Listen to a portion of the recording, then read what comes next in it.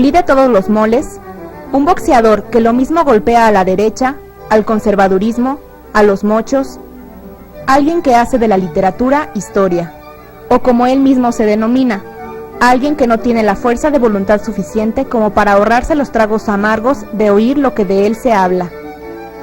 Ese es Carlos Monsiváis, el escritor, cronista, ensayista, crítico político, analista económico, humorista, coleccionista y actor.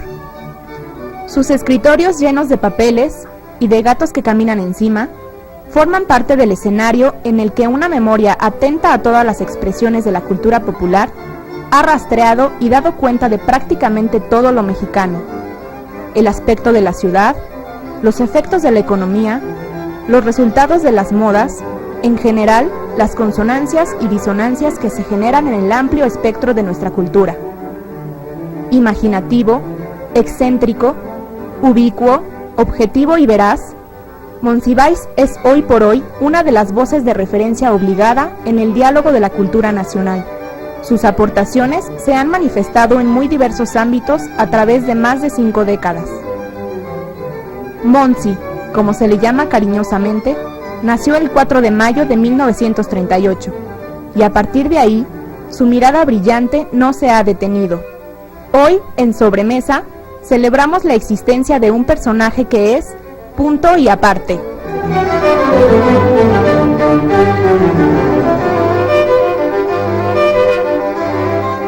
Carlos Monsiváis nos ha enseñado muchísimas cosas, entre otras que el periodismo puede ser literatura. Carlos Monsiváis nos cuenta historias, nos cuenta con sus crónicas el cuento de la verdad. Sus personajes no son ficción, sino son personajes de carne y hueso, y como decía, sus historias son historias verdaderas. Me da mucho gusto que estén con nosotros en esta sobremesa, porque este programa está dedicado a Carlos Monsiváis. Está Carlos Monsiváis de cuerpo completo, el analista, el ensayista, como decíamos en la presentación de este programa, que nos ha animado la vida, que nos ha ayudado a pensar también de otra manera. Monsiváis, Monsiváis punto y aparte, en el que por distintas razones hemos tenido la suerte de trabajar Genaro Villamil durante muchos años, casi 10 años haciendo una columna. No hay antecedentes porque hay muchos. Monsiváis no es un autor, es un universo. Sí. Uno se lo encuentra en Radio UNAM, se lo ha encontrado por el destino. Tuvimos la suerte cuando hicimos el diseño de hacer esta sobremesa, te lo encontraste en Proceso, sí, en la sección que durante ya 10 años, casi 11, con alguna interrupción, se está haciendo.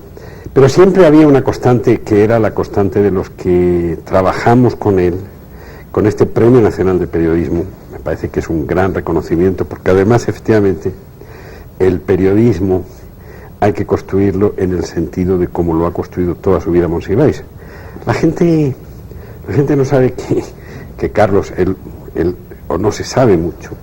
Carlos realmente tuvo formación o empezó en la Facultad de Económicas, que por eso habitualmente una broma nuestra con él era que podía ser secretario de Hacienda. Exacto, o jefe de aduanas. O jefe de aduanas.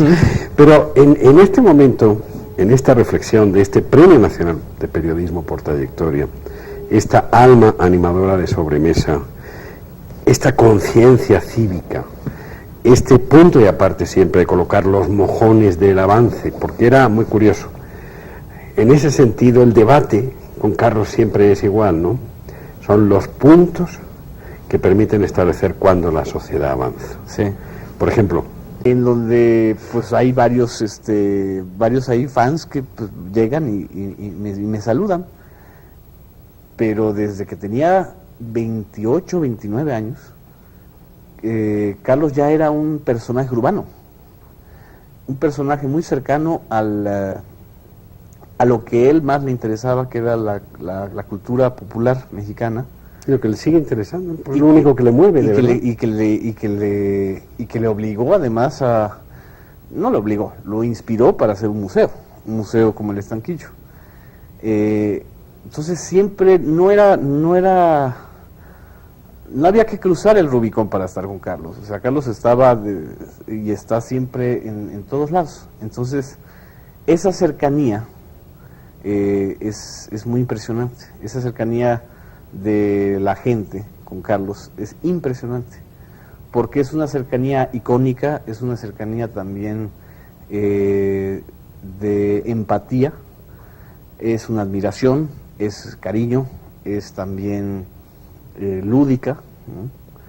Y en una buena medida es también el conocimiento y el seguimiento de su obra a través de los años, ¿no? En el terreno visual, la Ciudad de México es, sobre todo, la demasiada gente. Se puede hacer abstracción del asunto, ver o fotografiar amaneceres desolados, gozar el poderío estético de muros y plazuela, redescubrir la perfección del aislamiento. Pero en el Distrito Federal, la obsesión permanente, el tema insoslayable, es la multitud que rodea a la multitud. La manera en que cada persona, así no lo sepa o no lo admita, se precave y atrinchera en el mínimo sitio que la ciudad le concede. Lo íntimo es un permiso, la licencia poética, que olvida por un segundo que allí están, no más a unos milímetros, los contingentes que hacen de la vitalidad urbana una opresión sin salida. El reposo de los citadinos se llama tumulto, el torbellino que instrumenta armonías secretas. Carlos Monsiváis, pues, entonces siempre apostó por la voz en la plaza pública. Él, al hacer las sobremesas con nosotros, insistió mucho en no solamente dar información, sino atrevernos a pensar, a reflexionar en voz alta, porque mucha gente necesita más que información en esta aldea global llena de datos por todas partes, cierta orientación de personas, de especialistas que tienen a veces más información que uno, y con ellos podamos nosotros precisamente razonar de mejor manera lo que tenemos enfrente. Lo que está transmitiéndose por la red tiene una resonancia cada vez más considerable. Entonces las columnas políticas, aunque ya estén también en la red y lo que se quiera, tienen el problema que se dirigen en primera instancia a esa gente que se va reduciendo. Ya no es la ampliación del público, sino cada vez más, y no por cuestiones políticas, sino de acceso tecnológico y de credibilidad, se va a lo que está en Internet. Lo que yo quisiera saber es si el periodismo de opinión va a sobrevivir fuera de la red o si va a quedarse como una especie que corresponde a una sociedad donde el chisme hacía las veces de la politización. A mí siempre me ha llamado mucho la atención, de todos los textos de la vida de Carlos, me llama la atención un hecho fundamental. Un hombre tan formado en disciplinas excluyentes, Sí. académicas, toda la vida se la ha pasado incluyendo. Es decir, es como Carlos de día y Carlos de noche. Carlos de día es el mitológico, que a los 9 años ha leído El Quijote, que estudia inglés en Inglaterra, que habla un inglés impresionante, que tiene una metodología Así es. muy sajona, y luego el ciudadano que camina por la banqueta, que saluda al bolero, que sabe exactamente en qué punto le están tomando el pelo, pero que además confía en la recuperación civil por un camino no violento y que la violencia es el abuso. Así es, así es. Eso es lo que yo creo que crea ese vínculo tan impresionante, Así es. que además le permite a uno darse cuenta de la autenticidad, por ejemplo, con la que Carlos degusta las aportaciones, especialmente en los años 50 y 60, la mejor época del cine, o Avatar, Así de es, la que así hablamos es. mucho, con cómo goza Cantinflas, ¿no? Así es. O como goza cualquier película de cine norteamericano clásico, digamos, de los Sí, años pero 60. vuelvo a repetir, en ese momento, los clásicos que han hecho nuestra época, de manera menos agresiva con el medio ambiente, y este precisamente era parte del interés de Carlos Monsiváis sobre esta zona. La ciencia es importante porque nos permite convivir mejor entre nosotros y no lastimar de manera brutal a la naturaleza. Cuando me tocó estudiar, la ciencia no era una preocupación en lo mínimo para la Secretaría de Educación Pública y para la educación privada. Se pensaba casi que era una zona esotérica en donde lo que ocurría estaba a cargo de unos cuantos y la idea del científico loco todavía era predominante. Yo, para lo que vaya a pasar en 2040, tengo un seguro infalible, que es mi edad. Es escasísimamente probable que tenga yo la oportunidad de ver los sucesos de 2040, Pero lo que me llama la atención mientras los escucho es que este es un paisaje de la distopía, de la utopía negativa. Todas las cifras y todas las predicciones tienen que ver con lo que ahora se ha puesto de moda después de ser un término tan antiguo, la distopía. Estamos viviendo ya en la distopía que aquí sí se nos acercó y está perfectamente situada.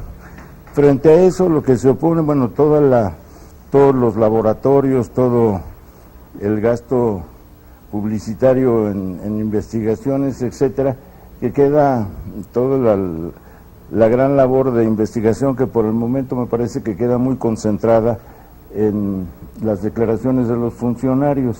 Puede haber en las universidades y hay investigaciones, etcétera, pero el gran gasto en investigación sigue siendo declarativo, de manera que eso contribuye con mucho al panorama distópico, pero lo que me asombra es cómo esa distopía no está presente ni en los planes de estudio, ni en los proyectos del gobierno. No le quieren dar crédito a una situación que ya está, no sé, Mario, ¿qué? No, aquí sí quiero aclarar algo. Sí, me preocupa ese punto de vista de distopía. Aquí lo que es muy importante, yo acabo de enfatizar el riesgo si no hacemos nada, pero lo que es importantísimo es que sí podemos enfrentar el problema, y es relativamente barato, estamos hablando del 1 o 2% del Producto Bruto de todo el planeta. Una de las cosas que a Carlos Monsiváis, periodista, escritor, analista, ensayista, le importaban mucho es que la gente tuviera la posibilidad de decir las cosas en voz alta. Para él fue muy importante la plaza pública. En 1968 empezó a publicar una serie, una columna singularísima. Se llama Por mi madre Bohemios. Esa columna después emigró al periódico La Jornada y después a la revista Proceso. Por mi madre Bohemios, lo que hace es rescatar citas textuales de todas las sandeces que dicen políticos y empresarios para, a partir de una pequeña cita, desmontar todo un razonamiento y darnos luz sobre lo que en realidad nos estaban diciendo esa clase tan amorfa que es la clase política. Los gobernantes también han cultivado, tienen que hacerlo porque no les alcanza el tiempo, han cultivado la ignorancia y han pensado que la ignorancia es un factor de conocimiento y que por tanto lo que se haga por intensificar el conocimiento de la ciencia en el proceso educativo y lo que se haga por darle fuerza a la ciencia, lo que estaba diciendo Mario Molina, en la atención económica, en el subsidio, en la intensificación, no tiene demasiado sentido. Se hace lo que es posible, pero sin entusiasmo, sin energía. La fiesta de guardar que Carlos Monsiváis siempre hace son varias.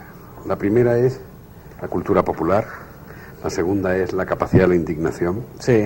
la tercera es la militancia de que te importe, y la cuarta, sin duda alguna, sería esa fiesta de guardar que nunca pierda la laicidad esta república. Sí, sí.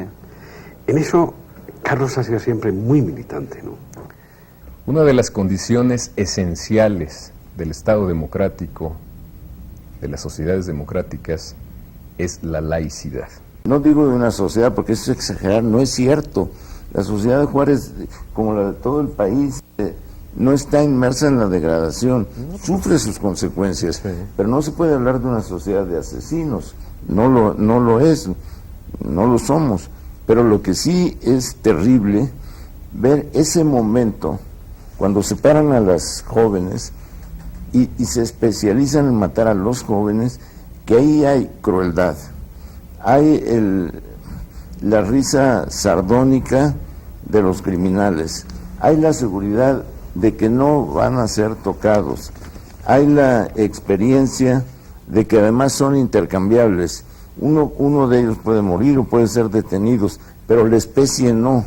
Es un acto de arrogancia de la especie del sicariato que me conmueve, sí me estruja, me deprime, y frente a eso, y que estamos ante una circunstancia que para mi gusto En ese sentido, el plan de reconstrucción de Juárez está más presente en el discurso de la señora Dávila que en el discurso del presidente. Además, enemigo radical de la violencia y de cualquiera de sus expresiones, no solo de la violencia armada o de la violencia física, sino sobre todo de la violencia verbal, de la estigmatización y de la criminalización que ha acompañado esta guerra.